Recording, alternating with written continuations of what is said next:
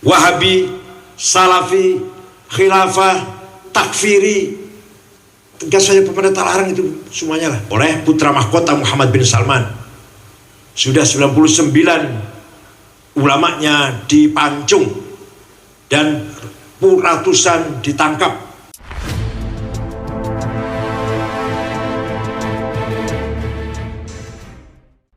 Persatuan dan kesatuan Indonesia harus diperkuat, terutama dalam menghadapi dan mewaspadai turbulensi politik menyongsong tahun politik tahun 2024. Pemerintah harus waspadai politisasi agama, lebih tegas dan lebih berani melarang penyebar luasan ideologi Wahabi, Salafi, Khilafah, Takfiri.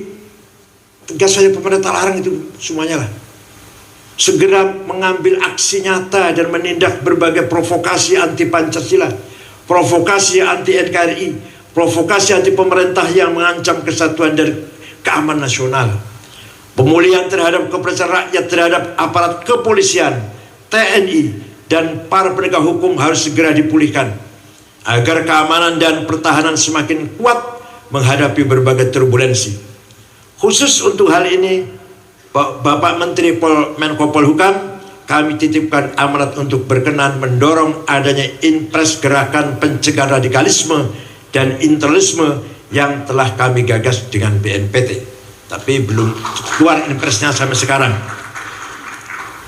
Entah kenapa ya, membubarkan Wahabi, Salafi, Takfir itu aja keragu-ragu, kenapa sih? Yang jelas-jelas mengganggu, mengancam, merongrong anak-anak muda kita, generasi muda kita, jelas sekali. Bapak Ibu sekalian yang terhormat, dunia tengah berubah, semakin terbuka dan menjadi tanpa batas. Dunia memasuki babak baru, kompetisi dan kolaborasi dalam memperebutkan pengaruh dan penguasaan terhadap ekosistem kehidupan. Pertarungan peradaban melalui penetrasi ideologi, teknologi, ekonomi, rekayasa ekologi, produksi, senjata biologi semakin tidak terelakkan. Tantangan untuk mewujudkan peradaban yang ekologis dan kehidupan yang lebih manusia semakin kompleks. Di saat percepatan kemajuan teknologi dan digitalisasi yang semakin tidak terbendung. Demikian halnya di saat ledakan jumlah penduduk dan ancaman sampah-sampah peradaban bertebaran bergerak secara sporadis. Mohon maaf, Wahabi, ajaran Wahabi di Saudi Arabia sedang dianggap salah oleh putra mahkota Muhammad bin Salman. Sudah 99 ulamanya dipancung dan ratusan ditangkap. Di sini malah semakin marak. Di setiap instansi, setiap perguruan tinggi, setiap sekolah-sekolah, setiap kelompok, pengajian-pengajian ibu-ibu,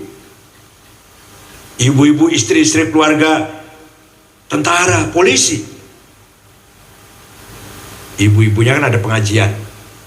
Di sana di Saudi Arabia sedang diobrak-abrik oleh putra mahkota Muhammad bin Salman, ajaran Wahabi ini.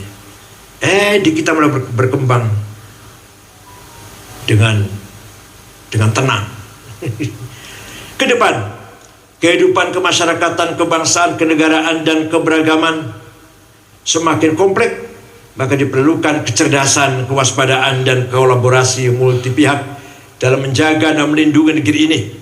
Visi kebangsaan dan kenegaraan harus diutamakan agar bangsa ini dapat selamat melewati berbagai ancaman, tantangan, gangguan, dan hambatan dari dalam dan luar negeri. Semoga Allah selalu melindungi negeri ini.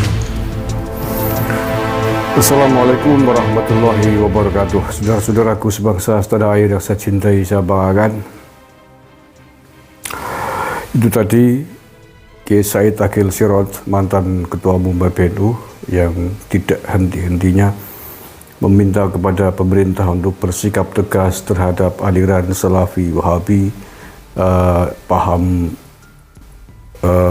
khilafahisme, agar secepatnya dibuatkan payung hukum untuk melarang mereka semua di tanah air ini.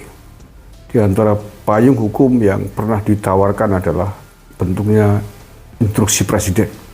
Ya mungkin itu adalah jalan pintas, karena kalau melalui undang-undang pasti memang akan terjadi perdebatan sengit, karena kita tahu semua bahwa tidak seluruh anggota DPR kita sepakat dengan itu. Mengapa tidak sepakat? Ya tahu sendiri.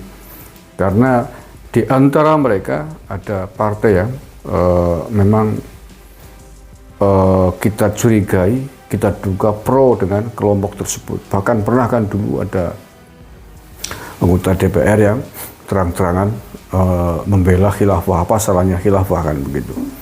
Nah, oleh karena itulah kemudian Kiai Said mengusulkan ada semacam impres untuk melarang ideologi Salafi Wahabi, melarang paham khilafah dan sejenisnya.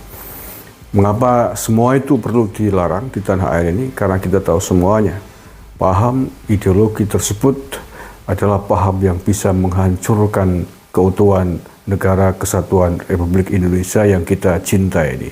Paham yang bisa menimbulkan perang saudara jika terus-terusan dibiarkan.